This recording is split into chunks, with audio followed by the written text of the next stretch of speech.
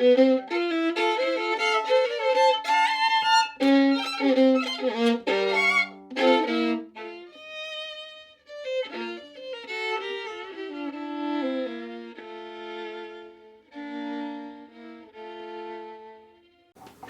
and welcome back. We're doing the first finger pattern at 60 beats a minute today.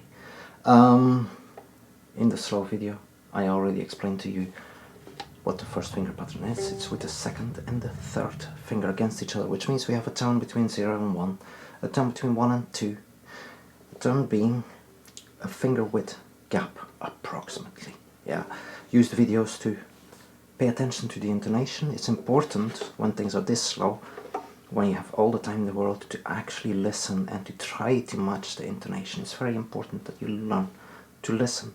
Also when you go into the next chapter, where there's scales and interval exercises and then pieces, then if you already learn to listen when things are very slow and predictable, it gets easier and easier the more you train your ears. Yeah.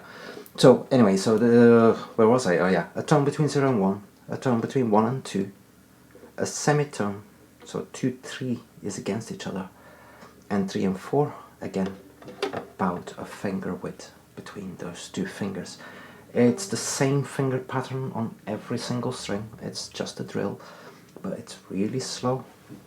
At the beginning of each exercise, yeah, we have a 2-beat note with a 2-beat rest, then 2-beat note without any rest, then a 1-beat note without any rests, and a half-beat note with no rests. So it gets faster and faster and faster. Yeah, that's the idea. So pay attention in the beginning to the intonation. So very slow at 60. Start on the G string. 1, 2, 3, 4. G. A. Tone away B. Semitone to C. And D.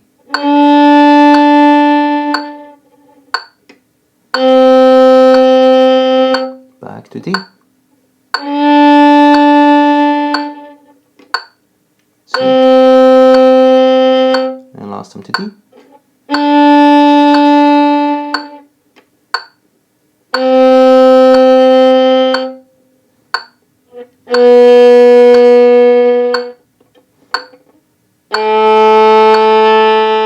Without the rests.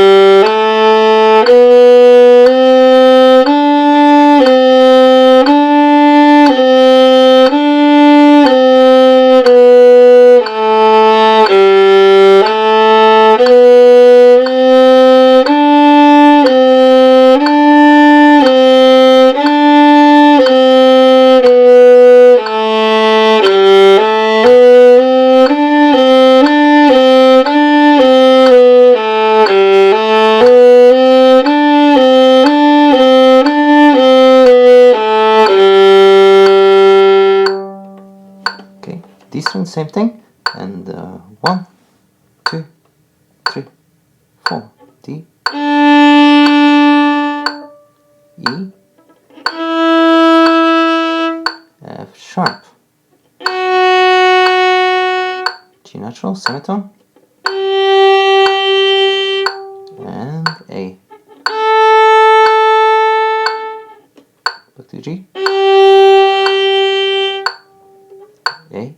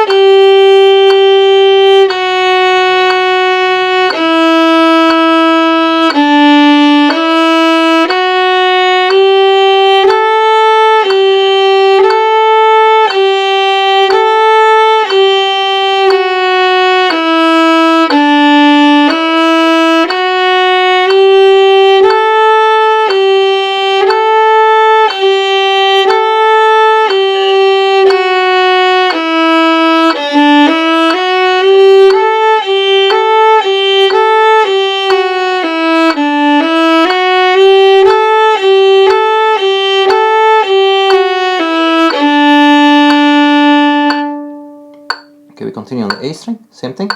1, 2, 3, 4. A, B, C sharp, D natural, and E.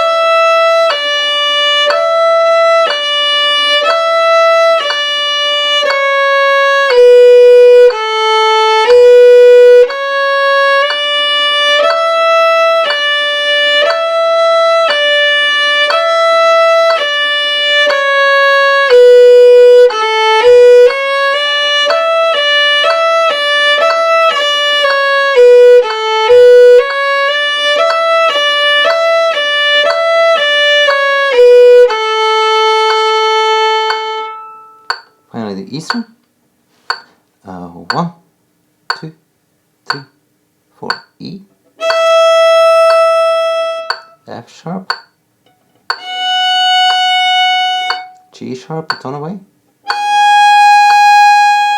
semitone to A, and B.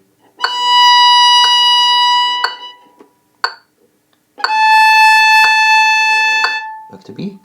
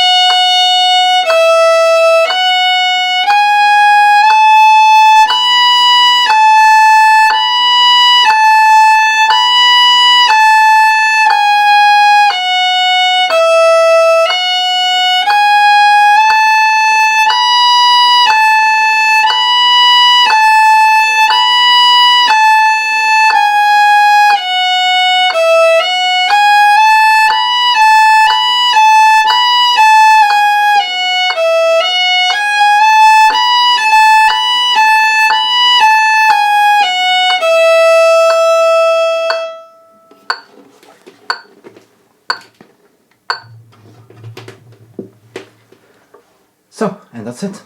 That is the whole exercise at 60 beats. Now, something I didn't mention before is slurring. I've used a 2-beat bow throughout the entire exercise. It's called slurring, when there's more than one note in one down bow or an up bow.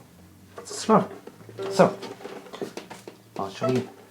For example, on the A string, in the beginning, when we had all the rests, the half notes with the rest of the minims with the rests, nothing changes. As I said, it's 2 beats per bow, so down and so on. There's just one note, one bow. After that, when the rests fall away and we're still playing minims, again, nothing has changed, except for now there's no rests, of course. 1, 2,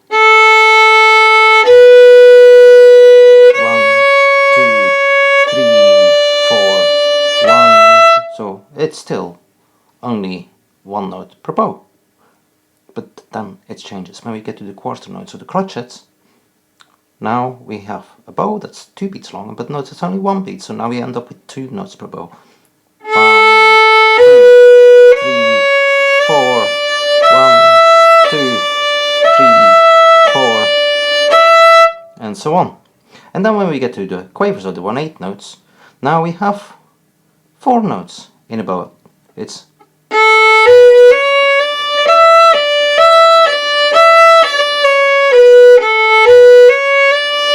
yeah. Now you don't have to do this, but slurring, it's less tiring for your right arm because you don't have to move as often, but also it's a technique that is very common, used all the time. So in a simple exercise like this, it's ideal to experiment. So maybe the first few times that you learn this exercise, don't worry about it. When you get back to it, when you're a little bit more comfortable, go for it and see if you can control this slurring. Maybe do only slurs of 2 notes, and eventually do slurs of 4 notes, or do what I did, 2 beats per bow, and you adjust according to the speed. Yeah, so I started with 1 note per bow, then I ended up with 2 notes per bow, and eventually I ended up with 4 notes per bow. It's up to you. It's for you to experiment with.